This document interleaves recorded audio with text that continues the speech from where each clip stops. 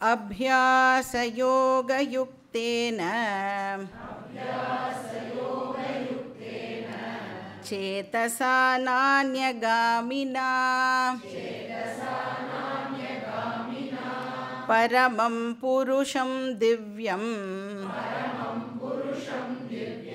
याति पार्थानुचिन्तयन्.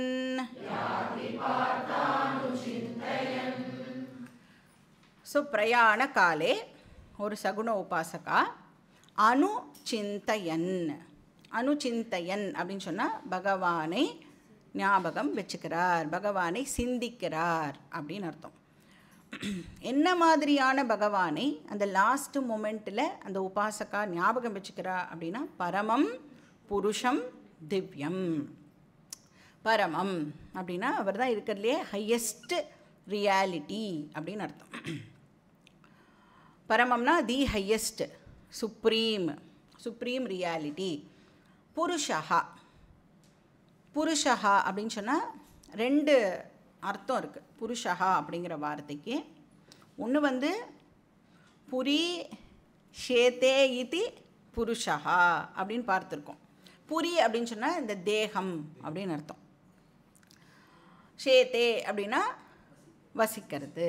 புரி ஷேதே இதி புருஷான்னு தேகத்தில் யார் வசிக்கிறாரோ அவரை புருஷா. அப்போ பகவான் நம்ம எல்லாருடைய தேகத்திலையும் இருக்கார் இல்லையா, அதனால் அவரை நம்ம புருஷா அப்படின்னு சொல்கிறோம். இன்டுவெல்லர் அப்படின்னு அர்த்தம் புருஷா அப்படின்னா. ரெண்டாவது மீனிங் என்னது? பூரயதி சர்வம் இது புருஷா. பூரயதி அப்படின்னா என்ன அர்த்தம்?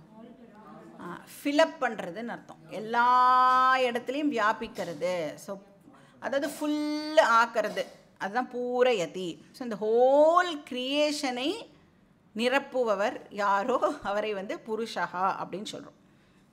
அந்த இதுலேருந்து பூரணம் அப்படிங்கிற வார்த்தையெல்லாமும் வந்து இதில் இருந்தால் வருது. ஸோ பரமம் புருஷம் திவ்யம். திவ் அப்படின்னு சொன்னால் டு ஷைன், பிரகாஷத்தே அப்படின்னா அது என்னவா இருக்கும்? திவ்யம் அப்படிங்கிற வார்த்தை கான்ஷியஸ்னஸ் பிரின்சிபல் அப்படின்னு அர்த்தம், சைத்தன்ய ஸ்வரூபம். ஸோ அப்படிப்பட்ட பகவானை இந்த உபாசகர் லாஸ்ட் மொமெண்ட்டில் கூட ஞாபகம் வச்சுக்கிறார். எப்படி ஞாபகம் வச்சுக்கிறார்? சேத்தசா. சேத்தசான மைண்டுன்னு அர்த்தம். மைண்டில் அபியாச யோக யுக்தேன. அபியாசம் அப்படின்னு நமக்கு தெரியும், ப்ராக்டிஸ் அப்படின்னு அர்த்தம். ப்ராக்டிஸ்னால் என்ன அர்த்தம்? எவ்ரி டே எதை நாம் பண்ணுறோமோ அதை ப்ராக்டிஸ் அப்படின்னு சொல்லலாம். திருப்பி திருப்பியும் எதை நாம் பண்ணுறோமோ அதுக்கு பேர் அபியாசம். அப்போ இந்த ப்ராக்டிஸ்னால் அவருடைய மைண்ட் இப்போ எப்படி ஆயிருக்கான்? அந்த ஈஸ்வர ஸ்மரணத்தை பண்ணுறதுக்கான கெப்பாசிட்டி அந்த மைண்டுக்கு வந்து இப்போது கிடச்சிருக்கு. ஸோ ரெகுலர் எக்ஸசைஸ்னால், ரிப்பீட்டட் ப்ராக்டிஸ்னால், நம்ம பார்த்தோம் இல்லையா ரிஹர்சல் பண்ணணும் அப்படின்னு, எவ்ரி டே இந்த உபாசகர் வந்து ரிஹர்சல் பண்ணியிருக்கார். எவ்வளோ நாளைக்கு பண்ணியிருக்கார்? அவருடைய லாஸ்ட் மொமெண்ட் வரைக்கும் இந்த ரிஹர்சலை அவர் பண்ணியிருக்கார். ஸோ அபியாச யோக சாதனா. ஸோ ப்ராக்டிஸ் பண்ணுறதுனால அவருடைய மைண்ட் இப்போ எப்படி இருக்கான்? நான்யகாமினா ந அந்யகாமினா. வேறு எந்த தாட்ஸும் அந்த மைண்டில் அவரை டிஸ்ட்ராக்ட் பண்ணாத அளவுக்கு அந்த மைண்டுக்கு வந்து இப்போது ஒரு கெப்பாசிட்டி வந்திருக்கு.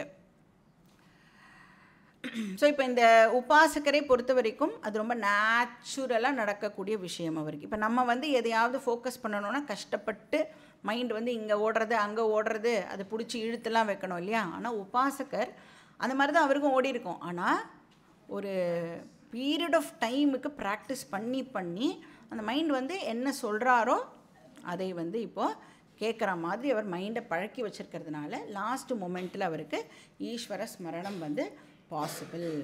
ஸோ அந்த மாதிரி பண்ணுறதுனால என்ன ஆகிறது? யாதி அப்படின்னா அவர் வந்து அந்த உபாசகர் என்னையே வந்து அடைகிறார் அப்படின்னு கிருஷ்ணர் இங்கே சொல்கிறார். பகவானை பற்றி நினச்சிண்டு அந்த பிராணன் போகிறதுனால அந்த ஜீவா பகவானையே அடையிறார். அப்படின்னா என்ன அர்த்தம்? எப்படின்னு புரிஞ்சுக்கணும்? இப்போ நம்ம அவருக்கு வந்து கிரமமுக்தி கிடைக்கிறது அப்படின்னு புரிஞ்சுக்கணும். ஏன்னா இது உபாசகர் இல்லையா, உபாசகா பகவானையே நினச்சிண்டு அதாவது ஒரு 2 லைனுக்கு முன்னாடி தான் பேசியிருக்கோம் நம்ம கிரமமுக்தி, அதுக்குள்ளே நம்ம மறந்து போய்ட்டோம்ல. ஆனால் உபாசகர் ஒரு நாளைக்கும் பகவானை மறக்க மாட்டார்.